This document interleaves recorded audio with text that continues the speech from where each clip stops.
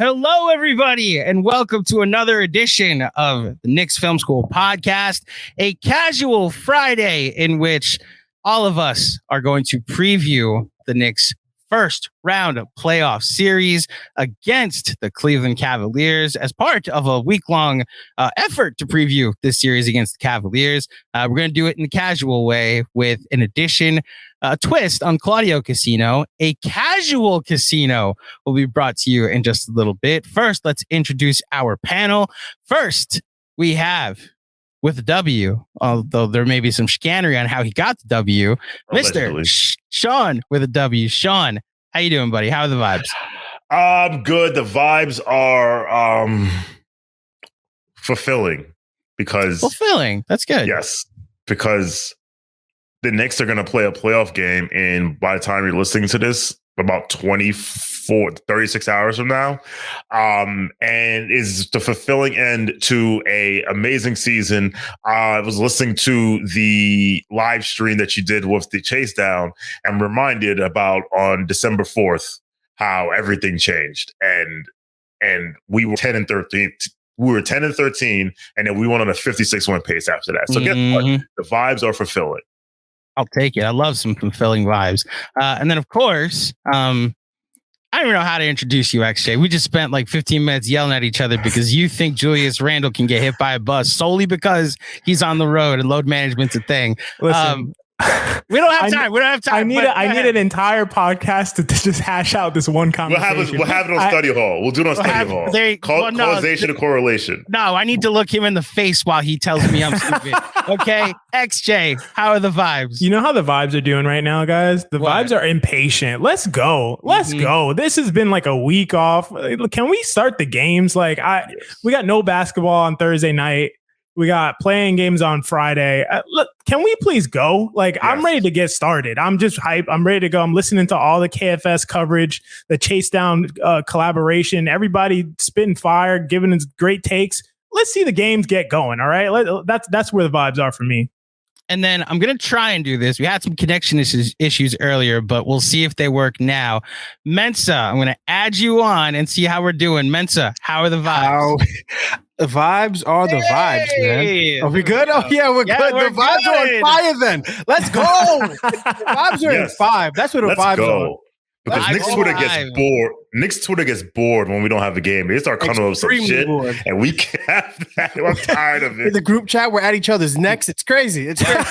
Quite literally. The vibes this week in the KFS faculty, it's one person going full Jon Snow and just taking their turn. It's like, all right, my turn to argue with everybody. Oh, I woke up. It's my turn to argue with everybody.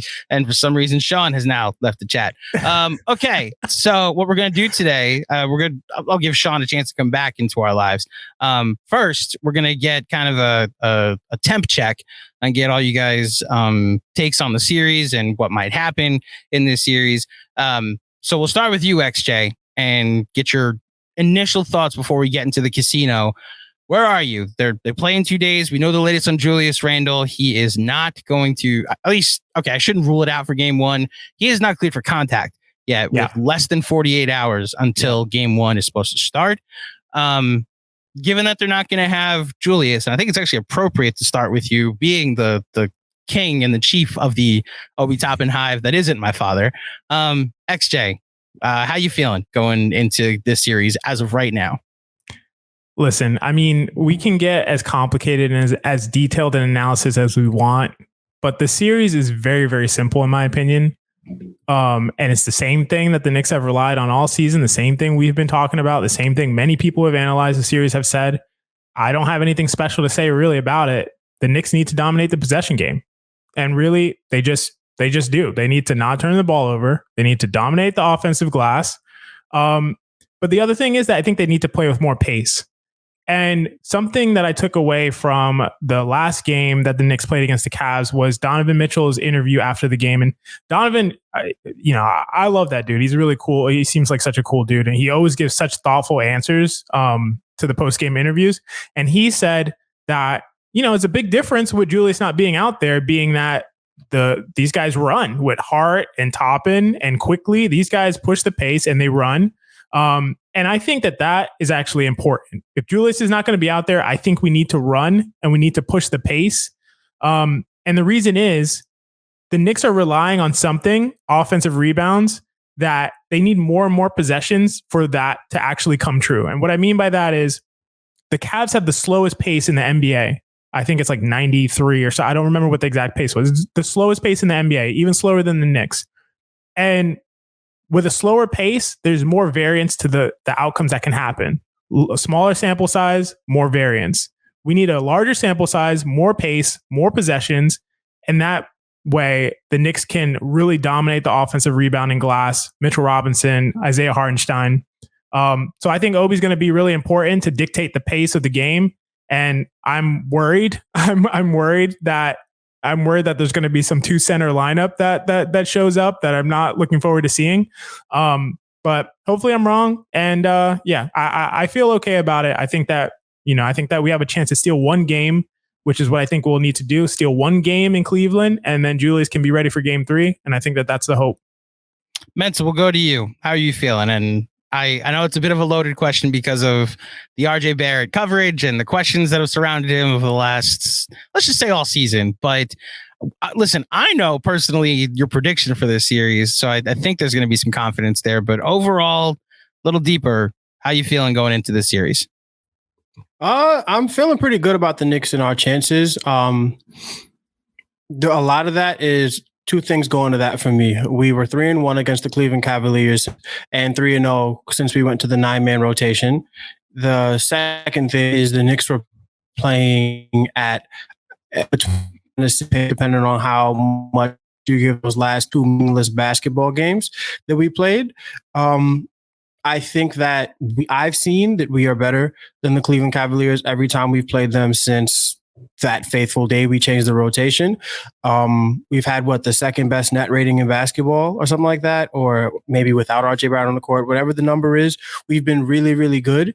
I know that we have to be very respectful and we have to have a lot of respect for everything that goes on in the state of Ohio these days. But I'm feeling pretty disrespectful, man. I don't think I don't feel very confident that Cleveland is even going to make a sweat, to be honest. So, Shawn, where are you on this? The Knicks. Listen, you dive into the Twitter streets more than any of us, and I'm sure you actually have a bit of a temperature of what the Cavs are looking at. Because I've obviously, with my collaborations with the Chase Down this week, I have an idea of how they feel, but I don't know in full how the most Cavs fans might potentially feel. So, how are you? And are you able to muster up the energy that we would have for the Heat or the Hawks or the Raptors, given that there's really not a rivalry here just yet? Yes, because there are many a Cavs fan who thinks the series is going to be a sweep or they're going to walk all over us. I was saying before the show that, I'd heard today a lot of people saying Knicks sweep, and I was like, you got to relax. But a lot of Cavs fans think that it's easy money. And honestly, anyone who thinks this series will be easy money from either side has been paying attention. If you think, as a Knicks fan, if you think the series is going to be easy money, it's because of that New York bravado, which, that has never backfired on us ever before. And if you're a Cavs fan who thinks it's easy money, you think that for one reason only, and that is this logo that says and for those listening on podcasts, it says New York, because the Knicks aren't supposed to win simply because they're the Knicks. With that being said, how do I feel? I mean, listen, one fan base is going to be very, very, very upset in 2 weeks when this series is lost. And there are 2 reasons why. Donovan Mitchell. Because it's either going to be, this is the Donovan Mitchell referendum. So it's either going to be, the Knicks should have traded for Donovan Mitchell, and that's why we didn't win, or we mortgaged our future for Donovan Mitchell and we couldn't even beat the Knicks. Me personally, I'm taking the 30,000-foot view of look, after last year, we are ahead of schedule. We are in a really good place. The idea that I don't think we should have made a Mitchell trade. And I think seeing what we have now makes me feel even more vindicated, but that's just my opinion. So listen, man, I just want the series to start. I want the series to end, but I'm curious to see how we play and what comes out of it, because there's one thing I do realize about our front office that we haven't not had for 20 years is that whatever deficiencies come out of this series, they're going to try to fix. And they're going to try to fix it in an efficient, smart, not knee-jerk manner. So let's get the series going. I agree. And I've got a couple days till Christmas feeling in me going on right now, where I'm excited to see if I just want to play a playoff basketball game. The Knicks, Benji made the best point the other night. The Knicks don't get blown out. This is going to be a good series. And hearing about all the Cavs crunch time issues, especially on the road, this is going to be close going into this series. I'm with you, XJ. The Knicks need to steal a game on the road. One of these first two games, they cannot come back to the Garden down 2-0, especially without Julius. And I'm kind of confident they can. This is a team that surprised us on the road all season. How many more surprising wins? Oh, wow. The Knicks beat the Heat in Miami. They beat Boston twice in Boston. How many, that road trip earlier in the season in November, where I get it. The Jazz eventually became a lottery team and the Nuggets were without Jokic. But I personally thought they were going to go 0-5 on that road trip. And they ended up going 3-2 and once again, surprising us, or at least that started a trend of them surprising us this year. So with all that being said, let's get to Claudio Casino, which has been rebranded to Casual Casino. So Mensa had some connection issues for those of you that are watching and then obviously listening. So he's going to be sending us his bets for now. Mensa, we are saving all of the RJ bets until the very end, so that way you can jump back on when you get the chance. We'll start though with the first bet, and it's going to be about 3-point shooting. And we're going to start with an area that I think, actually, this is the one you suggested. We'll start with the Okoro question. How many threes will Isaac Okoro hit in this series? And the line I have set is 15.5. So, XJ, you first. 15.5 threes in this series, over under. 15.5 is a lot of threes. 15.5 is a lot of threes for a role player. 7-game series, that's a little more than 2 a game. Well, I'm misdirecting them, Andrew, because I'm going over. Oh, he's going over. There you go. I'm going over. I think Okoro is going to get a ton of corner threes. I think this is going to be a big factor in the series because Okoro is the only guy I think that the Cavs feel comfortable on Brunson. I know you were talking to Justin from the Chase Down yesterday live, and I was in the chat and engaging, and that was a great conversation, as all the conversations with the Chase Down guys have been. He said that if Okoro, let's say, I asked the question actually, if Okoro wasn't hitting his threes, how quickly would they pull the rug on him and kind of yank him out the game if he's not hitting his threes? And he kind of said they would probably rock with him or go to Karras or go to Garland on Brunson. Listen, Darius Garland will not be guarding Brunson. Darius Garland will not spend 1 minute guarding Jalen Brunson that it's voluntarily chosen by the Cavs. Maybe on a switch if the Knicks force him to. Jalen Brunson would completely eradicate. This is the issue. I'm gonna make this quick, but this is the issue. Jalen Brunson is such an amazing isolation scorer and doesn't get the credit for it. If the guy that you're putting on Brunson, you wouldn't put on Paul George, don't put him on Jalen Brunson, because Jalen Brunson's gonna smoke that guy. No chance Garland matches up against Brunson. For that reason, I think Okoro is playing. He's going to be in the rotation. He's going to be putting up those threes. It's just a major part of the Cavs game plan. So, I think this is going to be a long series. Let's say 7 games. If he averages 2 to 3 per game, I think he'll get up to that 15.5 number. So I'm going over. I'm going to take the under because Isaac Okoro, we've heard so much about these he's going to take a lot of corner threes. And I've said it, listen, I've said this, I'm on record. He is one of the players, I'm sure we'll get to the other guy, that we're going to leave wide open because you cannot guard everything, right? Isaac Okoro averages 2 corner threes a game. He averages 2 corner threes a game, and he hits 0.7. So let's say let's round it up to 1. Is he going to be twice as good as his season average. Or I guess if you think this series is going 6, as many people do, that's 3 threes a game. Do we think he's going to be 3 times? Now it's possible because again, he's going to get the same shot over and over and over and over again. He shoots 37% from the corner, which is not terrible. But I'm going to go under because I just think that especially since role players usually play better at home. So I could see him having a big stinker in games 3 or 4 at the Garden, maybe a game 6. But there'll be a game where he doesn't hit any, probably like a game 3. So then will he have a 4? Will he go full Kevin Love from December and hit 4th and just be on fire? Possible, but I'm going to go under. I am going to take the over while acknowledging that I think 15.5 is the right line. That there will be kind of a mix of what you guys are saying, that there'll be a game he has 4 threes and we're like, oh, shoot, we left the core open and the core beat us. And there'll be a couple games where it's like, oh, he's 1 of 8 from 3. Like, keep leaving him open. And it'll even out because I see the series going 7. And over the course of a 7-game series, just 16 threes is not a crazy number, especially for a guy that the Knicks are going to allow a lot of opportunities to take threes. So I'll go with the over. And it leads to our next one on the Knicks side. How many threes will Quentin Grimes hit in this series? Sean, we'll start with you. The line is once again 15.5. Over. He's going to let it. Listen, I love it. Quentin's going to let it fly. He is going to let it fly. And the way he attacks closeouts is going to make people hesitant. Like, listen, Tom Thibodeau has been telling him all week, if you're open, you take that shot.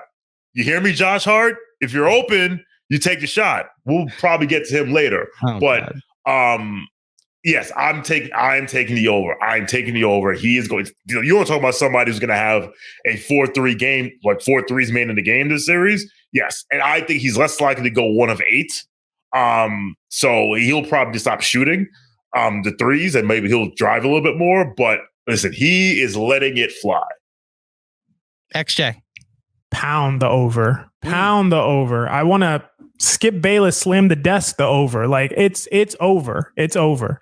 With no Randle probably for like at least a couple of games, Grimes is gonna have to pick up some slack. And not to preview what I might think for some of the other Claudio Casual Casino lines, but I think Quentin Grimes is gonna play a ton of minutes in this series, so he's gonna have to shoot it. I don't know what he'll shoot from 3. I'm hoping it's in the 40s percent wise, but it's going to be more than 15.5.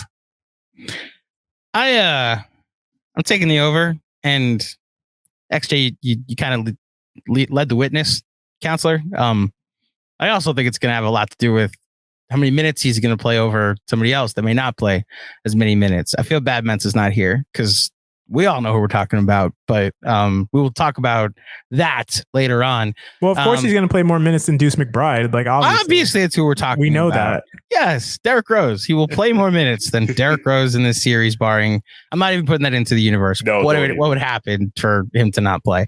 So we're both. We have a couple overs. We have 1 under so far. Sean taking the under on Okoro. So the next one, we're going to get to the center rotation, and I'm actually curious where you guys go with this. How many games will Isaiah Hartenstein play more minutes than Mitchell Robinson? I thought it was fascinating. The first question we had in our crossover with Justin Rowan of the Chasetown podcast on Thursday night was, who is the most feared Knick? And he said Mitchell Robinson. And while I appreciate that, and I respect what Mitch can do in the most elite version of him, I would not have pegged that as like the first most feared player. I understand the argument about the possession battle, but also tells me that there's an underrated version of Isaiah Hartenstein that may be being slept on in Cleveland. So XJ, we start with you. How many games will Isaiah Hartenstein play more minutes than Mitchell Robinson? The line is at 2.5. Yeah, I love this question, Andrew. I think this is a great question because I kind of agree with the chase down guys that Mitchell Robinson might be the most feared person for Cleveland. If we get the monster Mitch that we've seen at some points in this season, and we get the Isaiah Hartenstein that we've seen the last like 30 to 40 games, then the Knicks will win the series in 6. Like, that means we're just going to completely obliterate them on the boards. And I think that's all they need. So I would be afraid of Mitch showing up and being that elite level of Mitch that we've seen in the past. Do I think that Mitch is going to show up for more than 2.5 games? I think I don't. I'm going to take the under. I'm going to take the under. I think we're going to get the premium Mitch that we had earlier in the season. I think he's motivated. I think he's going to be motivated going against Jared Allen.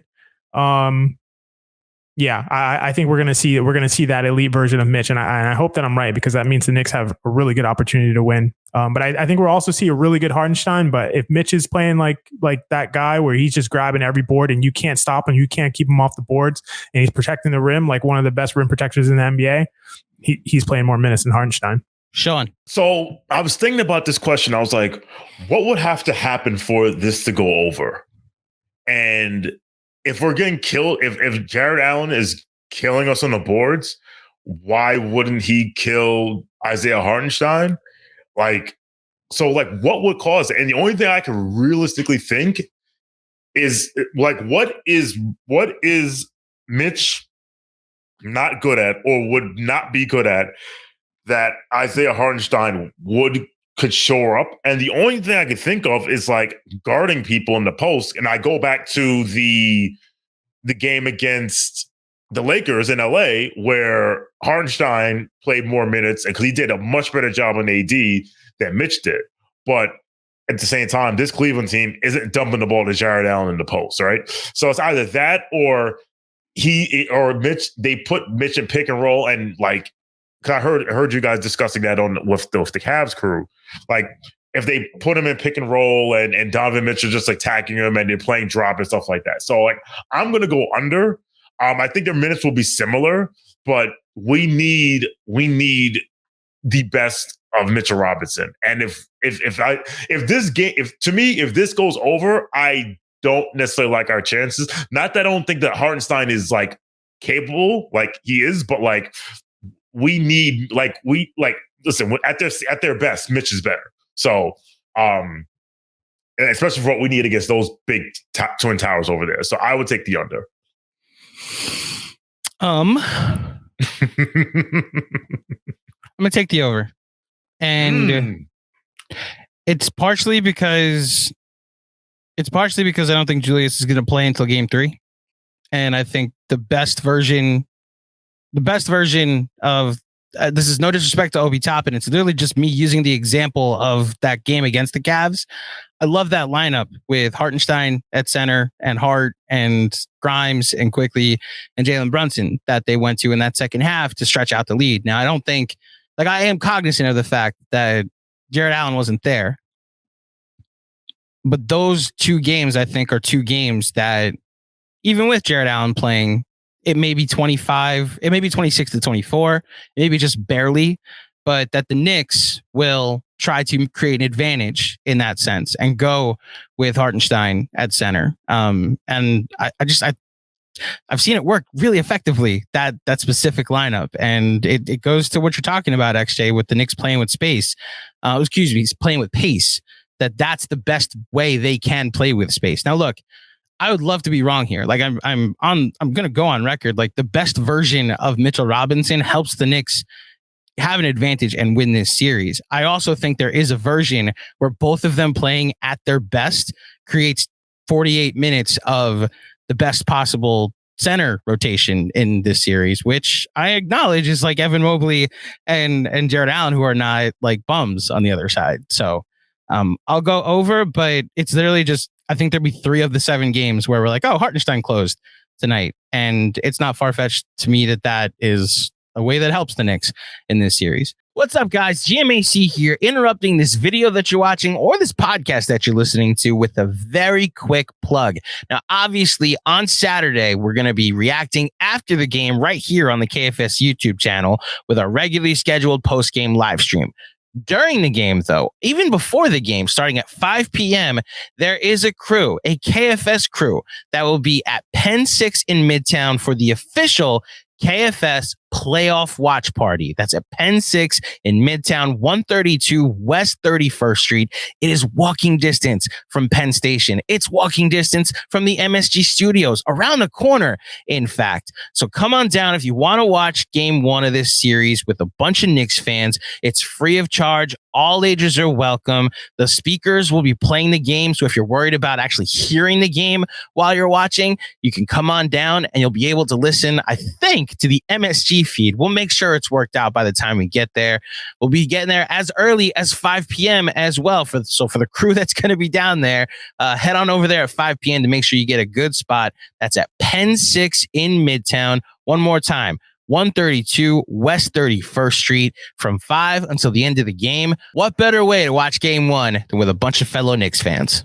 Next up, let's go to some individual scoring matches, or at least scoring outputs.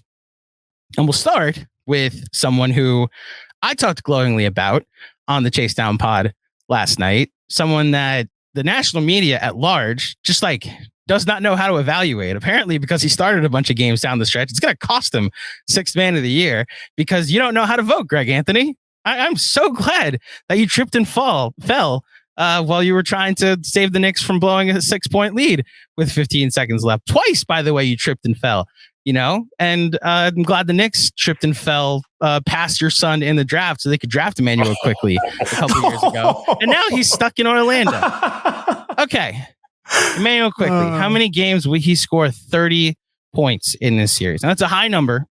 And I believe I set the number at 0.5. Yeah, 0.5 is the number. So are we getting an Emmanuel quickly 30-point game in this series, Sean? We'll start with you. I want to say yes, but I don't want to sound like a homer. But how's it a homer that the Sixth Man of the Year is going to have one 30-point game? No, I mean, well, actually, yes, it's very possible because, he may get the opportunity because a certain player may see his minutes reduced. We'll get to him later. Yeah, I'll take the over. This should not shock you. It's not. You're right. You know what? It's nothing to do with being a homer. I'm taking the over because I watched Emmanuel quickly play basketball, and he's really good, and it's very, very possible. Won't shock us. That's true. It won't shock us. Maybe, the state of Ohio or NBA TV analyst who was never that good as a pro, might shock him. But and the Commonwealth of Massachusetts. Yes, and the Commonwealth of Massachusetts. Oh my gosh. You're going to turn me into a Yankee fan, Boston. I swear to God. The nonsense coming out of you. He doesn't start this year. I'm sorry. So who my pick for I started a joke and then John stopped me in my tracks on the Patreon pod. You know who would be second on my Sixth Man of the Year ballot? Derek White. Because the Celtics decided, you know what? You're such a good reserve that we're going to start you when Smart sits or when Tatum sits or when Jaylen Brown sits or when Robert Williams sits. It's why he started 70 games. Brogdon, you're such a bum that we're going to make sure that you don't start this season. And then at the end of the year, it's a technicality award, not a who's the best reserve getting the chance to start when a guy like Jalen Brunson sits. Nonsense, NBA. Do the right thing. XJ, what's your pick? I'm going to give the pick, but imagine the rationale where if Emmanuel quickly came into all those games with 11:58 left in the first quarter, he would be totally he would be running away with the Sixth Man award. But because he started them with 12 minutes left literally, in the first quarter. Was it the Andre Iguodala thing from a couple years ago where he just fouled somebody and went and sat down? Yeah. So all we had to do is start Josh Hart and then just switch him out at the first buzzer. And then IQ Sixth Man of the Year. Nothing different, right? So ridiculous. The Alfred Payton rotation of 3 minutes at the first quarter and then quickly plays the other 45 makes no sense. But he would be. My face. It's insane. Okay. Yes, over 30, over a half a game when IQ scores 30. We're going to see an IQ game. I think we need to have an IQ game. We may see more than one IQ game. I'm not sure. It depends on how many games Randle misses, in my opinion. With Randle out, Brunson is going to get all the attention, and we are going to have to see Emmanuel quickly carry a scoring load. And I think we're going to get one 30-point game at least out of these two Cleveland games if Randle does in fact miss them. I think this is where we're going to see it, game one or game two. So for sure, I'm taking the over. I'm also taking the over. And you said something there, XJ, and I haven't made the point yet this week. The reason I'm confident in IQ at least I've been confident in IQ all season, is less to do with him figuring out his shooting. It's because of how impactful he can be, even on nights that his shot's not falling. Now that we're at the playoffs, for them to have a chance to win this series, I actually do think his shot needs to fall consistently. And it's an area of concern that I do have to an extent. I think he could still be impactful in other ways if he has one of those like 1 for 7 first halves, which is why I'm confident in him over. Well, we'll have the conversation later.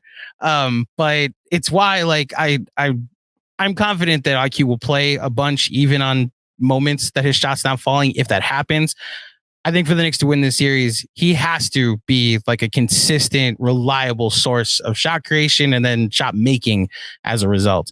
Another player, let's go to him, someone that may have gotten compared in a weird way to him on the chase down crossover last night. We're going across enemy lines to Evan Mobley, potential defensive player of the year candidate.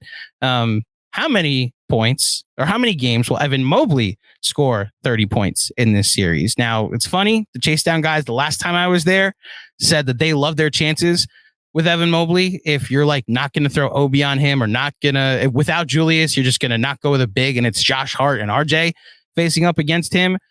And I get it. Like I'd like my chances too. My counter is like, so go ahead, try to beat us with your third best guy. If you do, check me, you win. But I also like that you're now pivoting to your third guy in order to try and beat us. I believe it's up to XJ first. So XJ, how many 30-point Evan Mobley games are we getting in this series? I don't know what you set the line. Oh, the line. I don't care. It doesn't matter to me. Under whatever. It's 1.5. It's 1.5. It's under 1.5. Okay. Evan Mobley's not scoring 30 points in a game this series. I'm not afraid of Evan Mobley's offense. I'm hearing from Cleveland people that his offense is taking the mini leap, or I don't know what. Listen, I dove deep into the stats. Yeah, I haven't watched every Cavs game this season, so I don't know the intricacies. I don't see any leap offensively that's flying off the data sheet for me for Evan Mobley. So I don't think he's scoring over 30. And honestly, if Evan Mobley scores over 30, that means the ball's out of Donovan Mitchell's hands, and that means he probably took a lot of shots to get there. So I'm fine with it if he does. I don't think it's going to happen. I think it's very, very unlikely that Evan Mobley scores over 30, even if Obi Toppin's guarding him, even if Josh Hart is guarding him. So yeah, I'm taking the under easy. Sean. I'm going under. Evan Mobley has played 79 games this season and he scored 30 twice. Ooh. I don't see him scoring. Like, again, so if he scores 30, either it's because he hit a crazy amount of threes because we left him wide ass open, or for some reason they just found a mismatch. But then again, we may like that mismatch. I was listening to a podcast, I think it was on the Athletic NBA show, and they were like, listen, at some point, Evan Mobley's going to take the leap offensively at some point against somebody, but not today, not this week, not these playoffs, maybe next year. So I'll take the under. Wide ass open. I like that. The way you phrase that. Like how Greg Anthony was loud ass wrong. Yo, Greg Anthony ballad. Literally like, show me the metrics. And then people showed him the metrics and he was like, here's every single metric. Like, watch the game, doesn't matter. You said show me the metrics. Everybody's just like, oh, actually I have a spreadsheet that has literally every metric that exists. And quickly's ahead. And he's like, why are y'all showing me this? You gotta watch the games. People are like, yo, you can't do that to Greg Anthony. He's part of the family. I was like, yo, he's gonna be Connor Roy if he keeps this up. All right. No, keep going. He's cousin Greg at this point. I'm off that. You're this close to being Jerry. All right. If you know, you know. I'm going under also. Sean, good stat, by the way. I had no idea that, like, I was going to say under anyway, but the fact that this is just like not something he does. So for him to match his season total for 30-point games, he would have to hit the over here. So I'll take the under. I do think he's going to be effective in this series. That's not something I'm necessarily predicting that like Evan Mobley's going to be bad, but I'm as far as his offense, it's just he's the third or fourth option as far as I'm concerned. And we'll see how effective he is as that option. Now we go to our guy. I wanted to just do a really quick thing on Mobley. Go ahead. Because Sean made the point that he scored over 30 twice out of 77 games or whatever it was. In the game where Mobley scored 38 points, guess how many threes he hit in that game? 11? 0. Oh, what? Guess how many free throws he hit in that game? Oh, he got a whistle. 25. Sean? 0. What? Evan Mobley scored 38 points and made 0 threes and 0 free throws. Is this the Rising Stars game? What are we talking about? It was 19 of 27 from 2. Who'd they play? Evan Mobley's not scoring over 30 points. They played Milwaukee. That is the most bewildering stat line I've never heard of a stat line that like I've that, ever honestly. heard. Against the Bucks? Yeah. Did Wait a Giannis minute. play? He didn't play. So Giannis Giannis didn't play. Did Brook Giannis. Lopez play? Brook Lopez played. Brook Lopez, you can't be Defensive Player of the Year now. I'm No, sorry. it must have been on Bobby Portis. But No, that's on your ledger. I'm sorry. You didn't switch at any point. Did the Bucks win? no, they No, they lost. They So lost by yeah, 12. that's on your ledger. I didn't know if that was in the game plan, fine, and you won. But no, you didn't at any point and say, no, I got this. So yeah. Well, no it's Middleton, between- no Giannis. I mean, but at the same time, the point is Mobley scored 38 points with 0 threes and 0 free throws. He's not scoring no 30. I'm sorry. Okay. That is the definition of bananas. BANANAS. Okay, let's go to our guy, Jalen Brunson. How many games will Jalen Brunson score 30 points in this series? I'd argue he has to do it a couple times for the Knicks to have a chance to win. Although, maybe some you guys may disagree with this. I've set the line at 2.5. I believe it is Sean's turn to go first. I'm going to take the under. Ooh, you can take the under. Why is that? I mean, I think he'll get 25, 29, but I don't know if he's going to get 30. So it's 30 is a lot. So 30 is a lot. And I believe Julius is playing game 1. I believe Julius is actually in better shape than he's letting on. They're just playing possum. I think so. There will definitely be a Brunson game for sure. There may be 2. I don't know if there's going to be 4 of them. So, because then again, listen, we think there's going to be a Quickly game. We think there's going to be a Randle game. We hope there's a Randle game. We think there's going to be a game of Grimes hits 4-3. So I'm actually going to go under. But listen, if he's he could average 28 in this series, which is amazing, and still go under. XJ. I'm going under for similar reasoning. Listen, if Brunson scores over 30 4 times this series, he's already almost there. Instant legend. That'd be ridiculous. Think about that. 4 games where Brunson scores over 30. I set the line at 2.5 though. Okay, three games. Even Even games, at 3, it's still even okay. at 3. I don't think the Knicks are losing if Brunson is scoring over 30 because he's going to do it efficiently. He's not going to take 32 shots to score 30 points. If he scores 30, it's on 20 shots and he's like killing you from 3. Mm-hmm. And he's messing up their whole plan. Like the defense is going to be tailored specifically to stop Brunson. If it doesn't work, the Cavs are out of here. So I think that would be possible if this was going to be an easy series for the Knicks. I think it's going to be a 7-game grueling, tough series. So I don't see Brunson going over 33 times because otherwise that would mean the Cavs got smoked. Because I think this is going 7, I'm going to take the over. And this is my confidence in Jalen Brunson. There are 3 reasons why I'm any hint of confident in this series. The first is kind of unquantifiable. It's what I talked about last night. This team just has continued to surprise us and outperform our expectations all season. And I'm expecting them to do it one more time. Second is the leap that Emmanuel Quickly has taken this season. And the third is the revelation Jalen Brunson has been this season and how he's become our guy overnight. I think he will struggle at points to score. I also think this is my trust in him to figure it out to an extent, and they will take advantage of some switches. And he will see red when he is ever being guarded by Donovan Mitchell or Darius Garland for that matter. Darius Garland. Yeah. You forgot the 4th reason. What's GMAC? the 4th reason? What? Oh, he's him. That's why, because he is him. There you go. For those who didn't see, that reason is number 4. The shirt that XJ is wearing. That is an official KFS shirt that we haven't released yet. More on that in the future, we promise. Okay, so we did that one.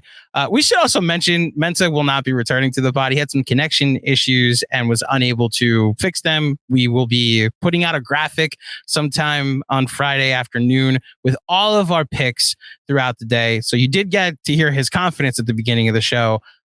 But you will have to read his confidence when you see what his pick is when we put the graphic up with all of our betting, not our betting and sweating, but our casual casino bets. Let's just this next one with Donovan Mitchell. How many times will he score 30 in this series? I have it at 30. I have it at 3.5. What say you? It's an excellent line. But I think XJ is first though. Oh, XJ, go ahead. Yeah, it's an excellent line. I'm going over. I think that Donovan is going to have a legit series right now. I think that he's going to average over 30. So I think he'll hit the over 30 4, maybe even 5 times. But I don't think that the Knicks are going to live and die based on Donovan scoring 30 or not. I think it's going to depend on the ancillary guys. If Garland kills us, if Okoro's going 4 for 9 from 3 in multiple games, that's the way that we're going to lose, not with Donovan going off. So, yeah, I think that the Knicks defense is going to try to contain him, but I don't think they're going to sell out to contain him at the expense of leaving guys like Darius Garland wide open to go off. I think they're going to leave guys like Isaac Okoro wide open. So, yeah, I think Donovan Mitchell is going to have a series. So, I think it's over. Shawn. Like I said, that's a really good line. Donovan Mitchell is a career 28.3 points per game scorer in the playoffs. His last 2 playoff series, he averaged 32.3 and 36.3. Now, this season, he averaged 36 points a game, was at a YMCA in Lake Buena Vista, Florida. So take with that what you will. But part of me wants to take the under simply because I feel like, we all know that a lot of stars have fake revenge games against the Knicks for whatever reason. It's like we got it. Like I remember the Miles Bridges fake revenge game, and well, look where he is. But we've never seen the fake revenge game. We've never seen the fake revenge series, or we haven't seen it in a long time. So, like, is it one thing when it's like, okay, I'm playing the Knicks tonight, I'm going to go balls to the wall. Is he going to be able to go balls to the wall for 6 games, 7 games? I don't know. So I'm going to go under. Like, he's going to have a 40-point game in this series. That I feel confident in. But 30 is like he'll have one 40-point game, but I don't know if he'll average 30 for the series because he might have a clunker game one day. Can I ask a question? What's the revenge for Donovan Mitchell? He wanted to be here. I'm not saying you're saying that, but what could it be framed? It's the same revenge that Tyrese Halliburton has when he wants to play against us, even though he wanted to play for Sacramento. Wally said some shit, and this is before that. No. Way before that. Because the first time we played them and we lost to the Kings, and he tweeted the Kermit sipping tea emoji meme. Like players look for reasons to say, oh well, it's the Knicks, and then it's like, all right, so that's why it's a fake revenge game. Because for some reason, he wants to kill us every time he plays us. Like, yo, we didn't do anything to you except refuse to get robbed by Danny Ainge. Quick note, Donovan Mitchell in his last 4 games of the regular season, 43, 40, 42, 44. So, yeah proceed. Look, that's why it's less of a revenge thing for me. And it's like, oh, he's really good. That's like it might fall under. It's fake. I agree with you. I'm just wondering if anybody is going to try and make that case. Like, it's a Donovan Mitchell revenge game. It's like, so he should be playing Utah for this because he wanted to go to New York and didn't. Having said that, I'm also taking the over, and I think he's going to have a monster series. And I know we're coming short on time, but do you guys think they go with the strategy they did with Luka, where it's like let Mitchell score and not let anybody else get going? Or do you think they go the strategy they did more with Giannis, where it's like we're making sure other people beat us, we're going to try and as best as possible to make life as difficult for Donovan Mitchell? Actually, what about you? I mean, I think they're going to kind of do a hybrid. I don't think they're going to let Donovan live at the rim. but they're going to let him pull up deep threes, and he's going to hit them because he does. And I don't think they're going to be like double teaming or hedging and recovering or tagging him constantly. I think they're going to let him come downhill and pull up from a little behind the line. So if you do that with Donovan Mitchell, he's going to score 40. So I do think that's going to be the approach they go with. Shawn? I think they will dare. I feel like I lean towards like they're going to dare the rest of those guys to beat us. How, Shawn? You think they're going to double team? So, but like, or blitz them? I think you'll see some blitz. You'll see some traps. Like you just can't let him get. Clearly, you just cannot let him like live at the rim and get free run to the basket. Like you will see. It may be similar to what Atlanta did against us. It's like he's going to see 2 to 3 people foot in the paint at all times. It's like take all the. You want to take logo threes? Go ahead. And in fact, I feel leaning more towards that way because Thibodeau will trust the math. It's like okay, like even if you shoot 5 of 8 one game, you keep doing it. Like the math will even out. I think he's going to say, okay, Isaac Okoro, Evan Mobley, Karis LeVert, go ahead. You beat us, not him. So the next couple questions are Julius Randle themed. As I mentioned, he is currently questionable for game 1 of this series. The report today was that he is not cleared for contact just yet. The first one we'll go to indirectly is a Randle question because it's how many minutes will Obi Toppin play in this series? I set the line at 50.5. Now, this matters if he's starting. This matters if I'm just creating the scenario that if he's not hitting his shot, that maybe the Knicks pull him quicker than usual. There's also like I've seen a lot of Obi Toppin 9-minute games when Julius has it going. So there's that scenario that maybe not necessarily played off the court, but you're going with a different hand instead. Got to go with XJ first on this one. How many minutes will Obi play in this series with 50.5 as the number? Yeah, I'm just obviously I would like it to be the over. Mm-hmm. I'm very concerned that it's going to be the under. I'm very concerned that in game 1, Randle's not going to be ready and Obi's going to play maybe 5 minutes and then get pulled and like not come back in until the second half or something like that. Like I think that like Tibbs definitely is going to risk losing Obi. And if he doesn't think he's that important for the series, he won't care if he loses him. I think Obi needs to get burned in the game 1. He needs to see that the coach has confidence in him for you to have Obi moving forward. And I think that's going to be very important. So while I would like it to be the over, the truth is I don't think it will be. I think he's going to play the Alfred Payton role, start the game, play a few minutes, and then maybe not even get back in. Shawn? I'll take the over. I think there will be lineups that Tibbs can go to, like that iHeart, Obi, Quickly, Grimes, Brunson lineup, where they get out and they run a little bit, especially in the non-Donovan Mitchell minutes. I think there's a chance, and especially if we don't think he's going to play game 1. If we don't think Julius is playing game 1, I think he'll get 20 minutes that game minimum. So now I have to find 30 minutes between the next 5 games or 6 games. We think this is going 7. So I will take the over. So because of Julius's injury and because of another player that we're going to wrap up with here today, I'm going to take the over also. Look, XJ, we went back and forth this week on what the last 4 games were, like the last 5 games when Randle sat were. My biggest takeaway is that the 3-point shot is back. And that is a thing that will work in the Knicks' favor with Obi potentially being left open. And I think if he's hitting threes, he's going to play. There will be defensive possessions that he's taken advantage of, and it is going to be frustrating. But if he's able to neutralize it with a contribution on offense, especially over the course of a 7-game series, that's a 7-game series. That's 7 minutes a game. I think if he's hitting his shot, that he'll be able to play more than 7 minutes a game over the course of a 7-game series. The next question is more. Real quick. I'm so sorry. Go ahead, I just wanted to add, because you said the 3-point shot is back. I think the 3-point shot is conditional. The 3-point shot is going to come and go based on whether he has a rhythm, whether he's getting burned, whether he gets out there and gets to work up a rhythm and some confidence.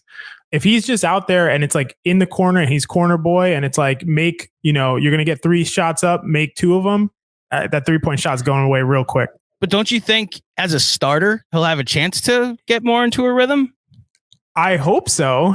Do I think he will? Didn't we see that in the first Cleveland game? Didn't he get 6 up? Yeah, but we also saw when they played the Pelicans in like a meaningless game because RJ Barrett was back from his illness that Obi had a short leash and they were running these lineups with RJ Barrett at the 4. While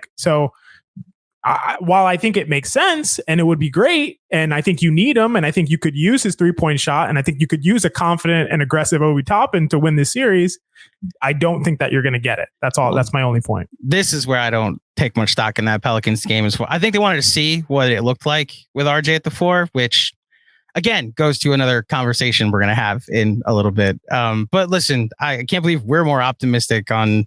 Now, listen, we're not more optimistic on Obi. You're more optimistic on minutes. Yes. And then the other part of this is how many points he's going to score in this series. I have the line at 29.5. Shawn, where are you?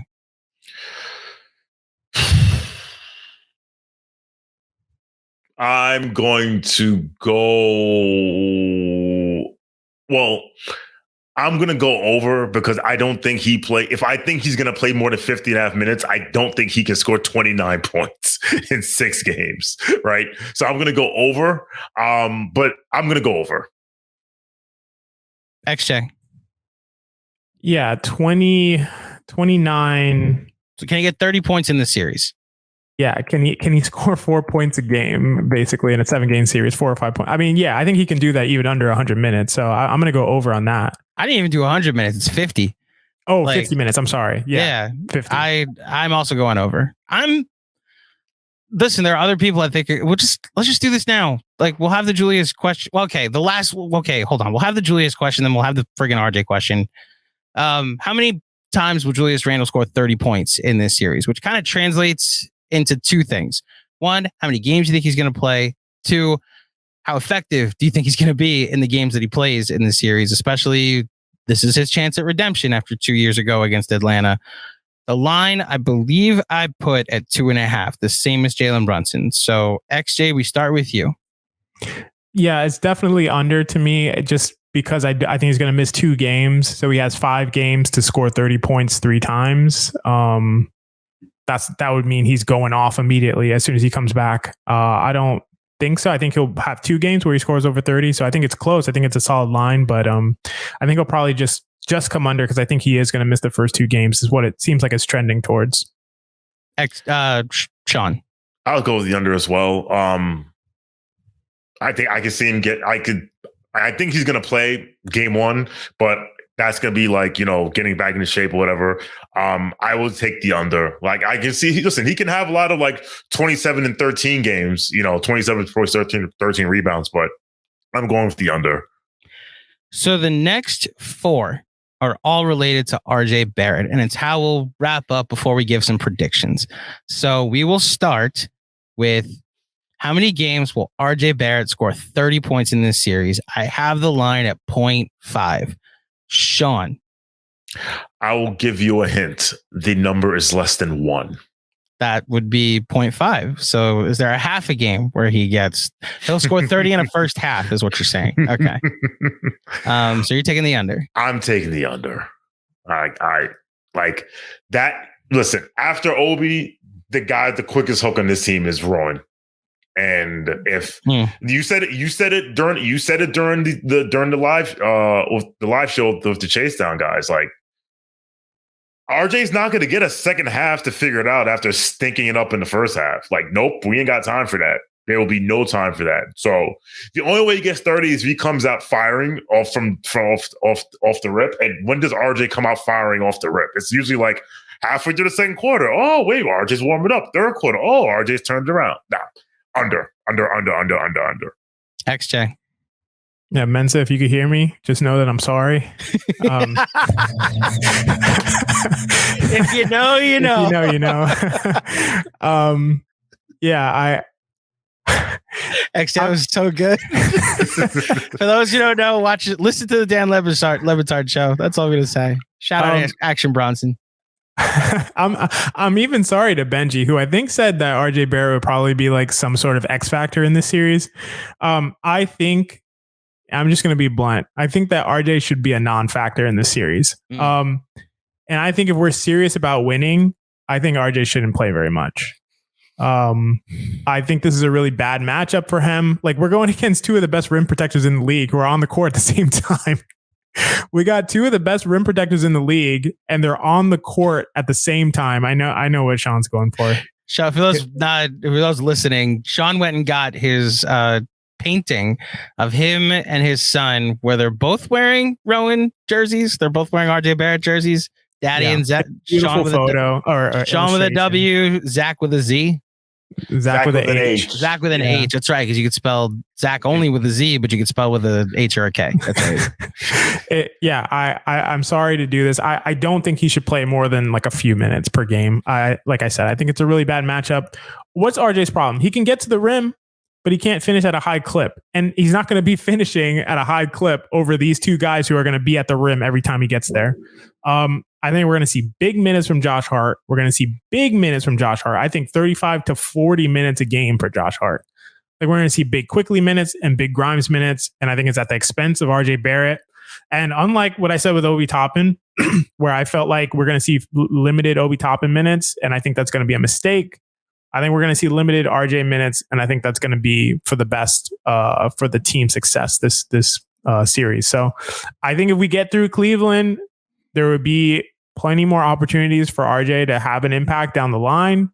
But I think this is a rough series for him. I think his best ability getting to the rim is going to be neutralized. And then right now, RJ doesn't do anything else well. So then let's just speed through these next two. The line for both of them are 2.5. How many games will Manuel Quickly play more minutes than RJ Barrett? 2.5, Sean? Over. XJ, over. How many games will Quentin Grimes play more minutes than RJ Barrett? 2.5. XJ, Sean? Over. Okay. And then the last one is actually interesting. I think this could end up being the bench unit. How many minutes will Josh Hart, Emmanuel Quickly, and Quentin Grimes share the court together? I have it at 29.5. I'm kind of optimistically hoping for the over on this. That the three of them this will kind of be the second unit. Like, see them at the beginning of the second, beginning of the fourth, because they're all kind of clicking at the moment, especially when they share the court together. XJ, we'll go to you first. Yeah, I'm going over on this. I think I agree. This might be the second unit. Like I said, I think all three of these guys I just said are going to play a ton of minutes. At some point, they're going to be at the same time because they have to. There's only 48 minutes in the game. So I think we're going to see these three. I think it's way over, basically. And then Sean? Yeah, definitely over. Especially if you include them with Hartenstein. I think you'll see a lot of that. Like that will. Especially because I'm curious to see if Josh Hart can do a good job at the 4 against Evan Mobley, then you're going to see a whole lot of that. So yeah, I'll take the over. And I just want to say, like, obviously with Mensa not here, there's no dissenting opinion. And I read the comments. I'm the one that is tasked with that job. I understand there are those out here that think we're too hard on RJ across the board as a staff. We look at the data, unfortunately, and the numbers this season just do not love RJ Barrett. I'm not ruling out the over on like an RJ 30-point game. He's not hopeless. That's not what we're saying. I know that was the position what was the accusation in the chat today. He's not hopeless. He's not. He's 22 years old. This is not, he's a bum, trade him, get rid of him. He's worthless. All of that. We're saying in this vacuum of a series, there have been first halves that the Knicks aren't winning because of RJ being ineffective on both sides. There are first halves that they're not winning by more because of RJ being ineffective on both sides. There was a leash during the regular season. There's going to be no leash in the rest in the postseason. I'm not ruling out him having an effective first half and then carrying it into the second half, and we get the RJ Barrett game. He's shown us flashes this season. That Laker game, when the sky was falling after that Clippers loss, they don't win that without RJ Barrett. The entire month of December, before he got his hand chopped off by Luka, he was effective. That first Miami Heat game at the Garden, he was special in that second half. Now he saw red because he saw Tyler Hero, but he was outstanding in that game. So, I'm not ruling out that everything that we were predicting and we're betting is the opposite couldn't potentially happen. Shawn, you have a follow-up. I said this earlier today. I said this earlier Thursday on Spaces. RJ Barrett knows exactly what he has to do to be successful in this series. Is he going to do it? That's the question. Like, is he going to play make? Is he going to make the right pass? When John was talking to Fred and Fred was talking about how to beat the trap, it's not the first pass, it's the second pass. And that first pass is going to be RJ. What does RJ do after that? So, listen, I'm higher on RJ than most people at KFS. But all but one. He has to make the right decisions. If he doesn't make the right decisions, he's not going to sit. No, he's not going to play, and he will have no one to blame but himself. I don't want to hear about I don't want to hear about season 1. I don't want to hear about him being a corner boy season 2. Like, you have to make the right decisions now. Like, none of this bullshit, excuse my French, none of this BS about figuring this out for a half. Listen, this is like I'm holding up this painting of me and my son in RJ jersey. I believe in this kid, but now it's time to put up. It's time. Like, no more. It's time. If not now, when? Hell yeah. Okay. Well, we'll wrap up with 2 predictive questions about the series, or predictive lines about the series. How many games will this series go? We'll start there. I have the line at 5.5. Shawn, I believe it's your turn to start. Over. Okay, so you see you going at least 6 games. Yes. I would listen. It's even. I think the Knicks can win this series. If Metz was here, he'd be yelling Knicks in 5. It is very rare for a team to close out a series on the road in Game 5. And if you look at NBA history, it's very rare. Usually, when you're up 3-1 and you're on the road, you lose that game and you go home and you win Game 6, which is what made 2021 the most annoying for me, is that they won Game 5 on the road, right? Yeah. Listen, I have the series going 6 because, as I've said to anyone who will listen, all I want is the Knicks hosting a playoff game to end a series, which has not happened this century. Or I think it happened in 2000 was the last time we closed out a playoff series at home. And Game 6 just happens, if necessary, to fall on my birthday. Let's go! I love the energy. XJ, what do you got? 7-game series going over 5.5. I think it's 7 games whether Julius plays or not. The only way it's fewer than seven games to me, or 6 in this case, is if Julius comes back and plays and is like 70% Julius. Like, that's the only way we're getting out of here quick in terms of like the Cavs mopping us up. But I don't think that's going to happen. I think Julius is going to come back and I think he's going to be ready to go. So I think 7 games. I just don't think there's a scenario where the Knicks get mopped either. Like, they don't get blown out. This team they only lose close games. They're in every fourth quarter. So we gotta stop saying that. It's making me uncomfortable to hear so many people say that. You and Benji. The reality of it. There's an 82 game sample. They got blown out in 2021. There were many a game that actually wasn't many a game, but toward the end of the season, we saw the sample. The Knicks have other ways to beat you now, as Zachary with an H has entered our with window. The doppelganger t-shirt. Yes, there you go, with the same We Here t-shirt. I'm also going over. I think this is a 7-game series. I cautiously pick Knicks in 7, which now leads to our final question. How many games will the Knicks win in this series? XJ, we'll start with you. Before we get to Zach with an H and Shawn with a W and their picks. XJ, how many games will the Knicks win in this series? The line is 2.5. The Knicks will win as many games in this series as Klay Thompson has rings. It's just the guy I could always think of throwing up the 4. So yeah, there you go. Yeah, I think the Knicks will win this series. I'm doing that with my mind, with my brain, not just with my heart. Really? I genuinely think that they have what it takes to beat this team. the last thing I want to say, I'm not underestimating this team.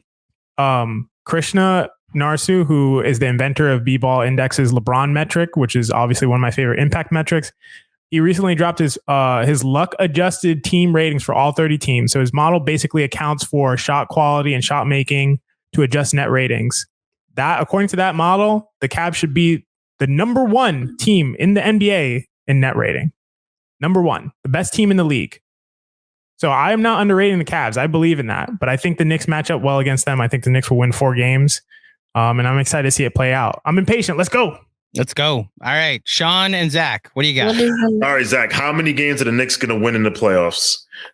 They have to win 4 to win the series. How many think they're going to win? 3. All right. Oh, no. Zach with an H picking the Cavs in 7. So you just picked the Cavs to win the series, but it's okay. In terms of in terms of the prop, I will enjoy dessert tonight, Zach.